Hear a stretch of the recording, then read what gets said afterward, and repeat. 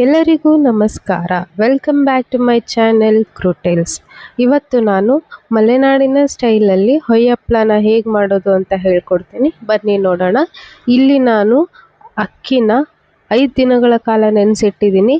ಮತ್ತು ಹಿಂದಿನ ದಿನ ರಾತ್ರಿ ಅದನ್ನ ರುಬ್ಬಿ ಬೆಳಗ್ಗೆ ನಾನು ಇದನ್ನ ಮಾಡ್ತಾ ಇರೋದು. ಸೊ ಅದಕ್ಕೆ ಸ್ವಲ್ಪ ಉಪ್ಪು ಹಾಕಿ ಚೆನ್ನಾಗಿ ಕಲಿಸ್ಕೊಂಡಿಟ್ಟಿದ್ದೀನಿ.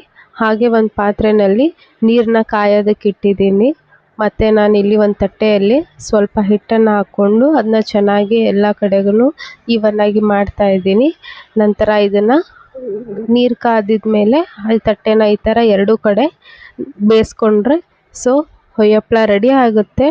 ಸೊ ಇದು ಪ್ಲೇನ್ ಆಗಿರುತ್ತೆ. ಇನ್ನೊಂದು ನಾನು ಡಿಫ್ರೆಂಟಾಗಿ ಮಾಡಿ ತೋರಿಸ್ತೀನಿ, ಅದು ಹೇಗಿರುತ್ತೆ ಅಂತ ನೋಡಿ ನೆಕ್ಸ್ಟ್ ಇದರಲ್ಲೇ. ಸೊ ಇದು ತುಂಬ ಚೆನ್ನಾಗಿರುತ್ತೆ ತಿನ್ನೋದಕ್ಕೆ.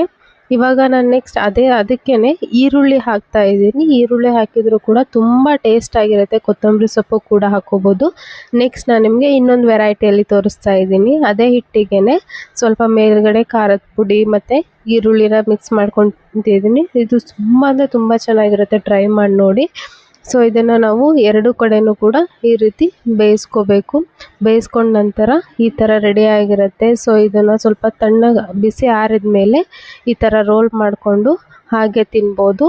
ಇದು ತುಂಬ ಚೆನ್ನಾಗಿರುತ್ತೆ. ಒಂದು ಸತಿ ಟ್ರೈ ಮಾಡಿ ನೋಡಿ. Thank you.